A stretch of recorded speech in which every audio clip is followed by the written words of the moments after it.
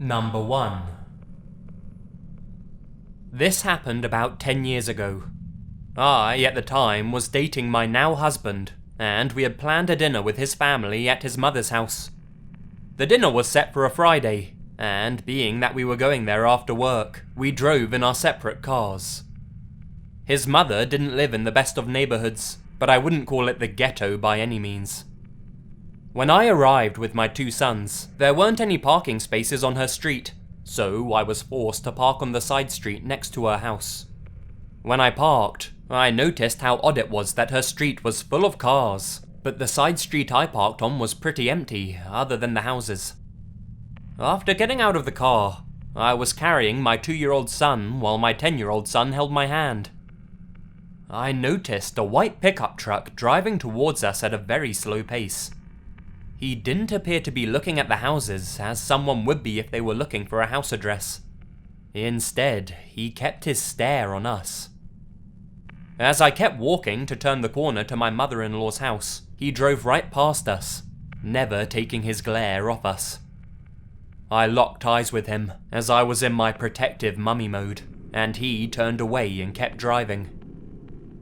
After a few hours, it's late and dark outside, and we all get ready to leave. My 12-year-old stepdaughter wanted to ride home in my car. I told my husband I would see him at home, since he was still saying his goodbyes and wasn't completely ready to leave.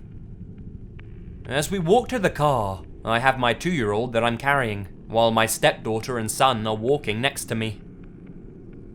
As we turn the corner, I see my car, and the same white truck parked right behind it. The creepy guy is inside, and his truck is running. There aren't many other cars on this particular street, so there should be no reason he's parked right behind my car. I tell the kids to be careful and stay close. As we get closer, his eyes lock with mine. Neither he nor I look away. I see pure evil on his face. His expression never changes, and his staring eyes start making the hairs on my neck stand up. At this point, the kids notice him and start getting scared. I, for a split second, questioned if I should walk back to my mother-in-law's house, but for whatever reason, I kept walking to my car.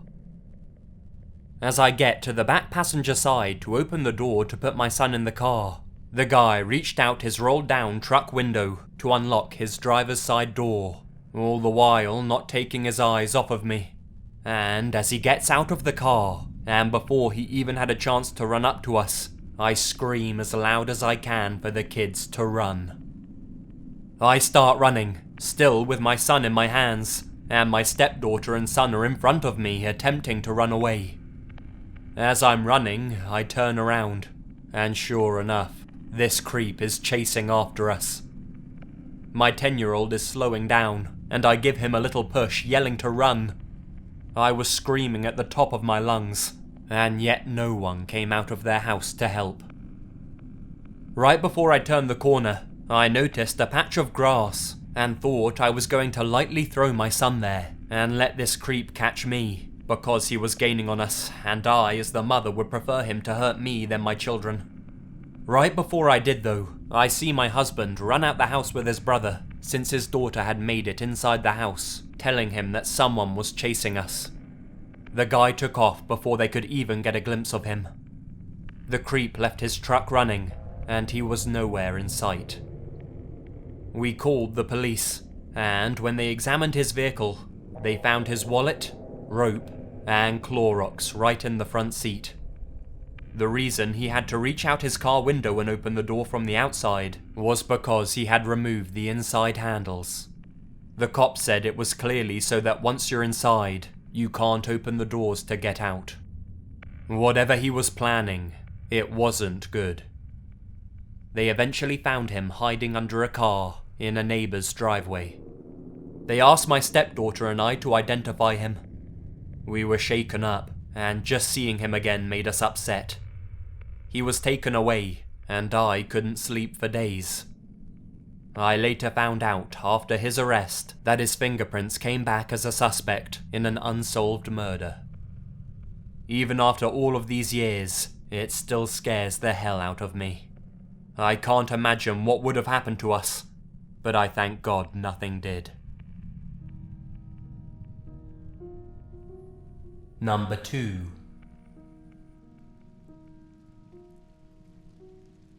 I'm second-generation American.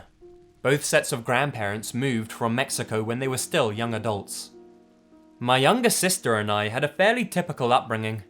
La chancla, chinga tu madre, sewing supplies in the cookie box, and, of course, folklore to scare us disobedient children into behaving.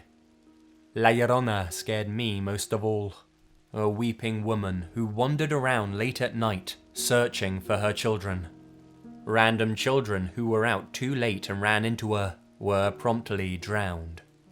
My little sister, on the other hand, was certain that El Cucoy, or the bogeyman, lived in our basement, and she refused to go down there.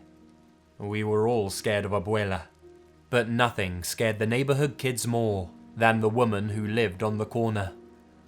Already somewhat of a shabby neighborhood, her house was covered in overgrown weeds and had peeling newspaper covering up her windows. Us kids said she was a Bruja, a witch.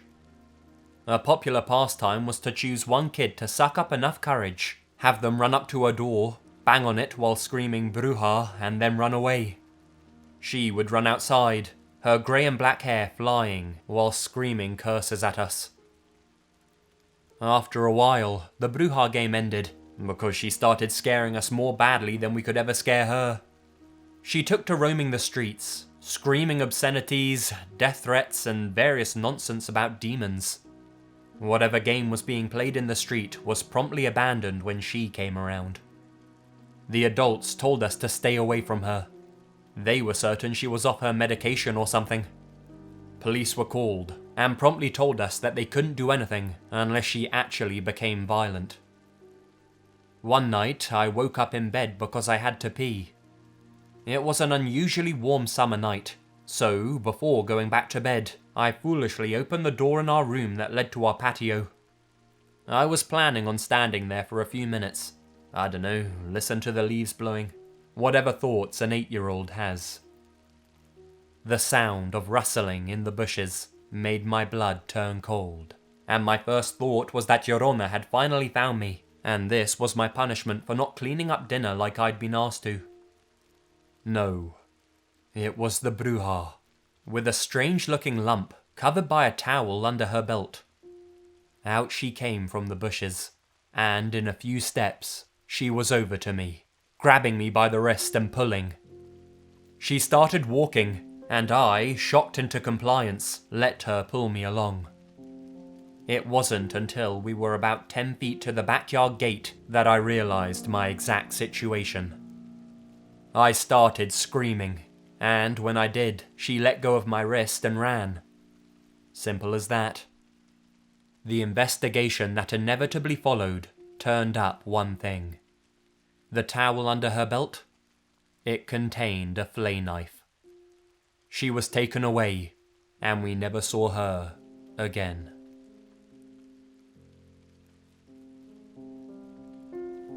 Number 3.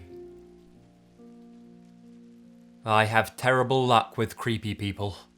My friend explained once to me that some people just look like victims, and I needed to stop smiling at strangers so much.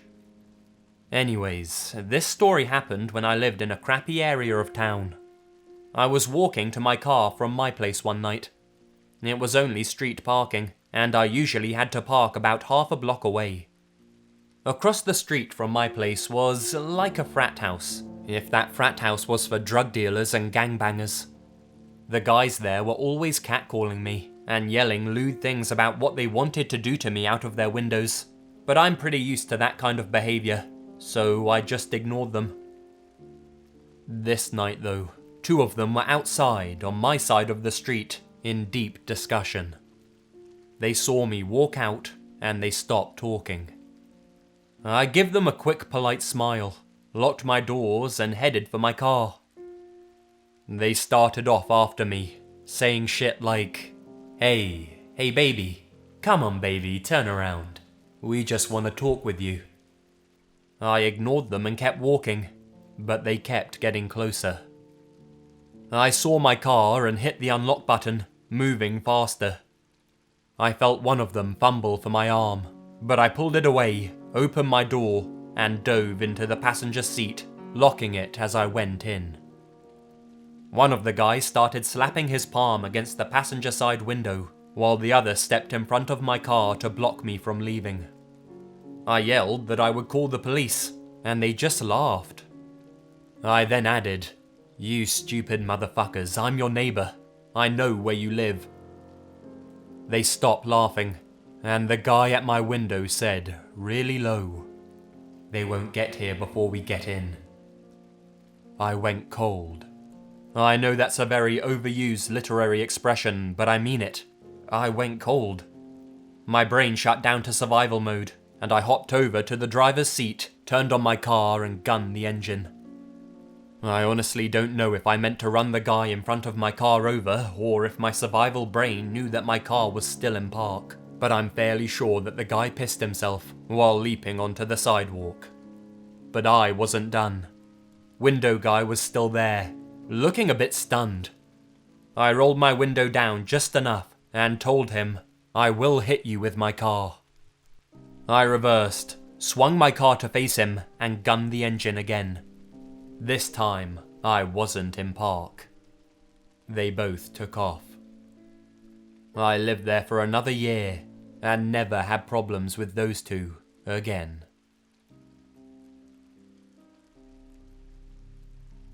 Number 4.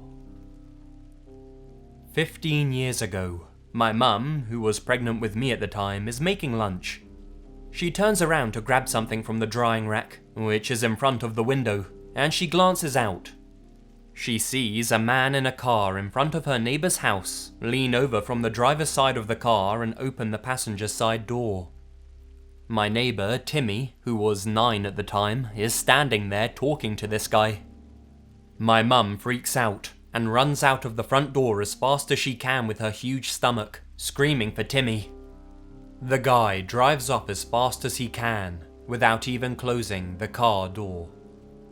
My mum asked Timmy what the man wanted. Timmy says that the guy was a friend of his uncle, and his uncle told him to pick Timmy up. My mum then asks if he knew his name, and Timmy says, yeah, he drove up and said, "Hey Bernard." Bernard was Timmy's last name. My mum realizes that Timmy was wearing his football jersey, which had his last name on the back of it. She walks Timmy over to his house and tells his mum what happened. She freaks out and calls the police. The whole neighbourhood was warned about what happened, and they were told to be on their guard. The next day, on the news, there's an announcement that a young boy of the age of 8 had gone missing in our area. My mum and Timmy's mum are both shocked at how close Timmy came to being kidnapped. Thank God my mum was looking out the window at the exact moment she was.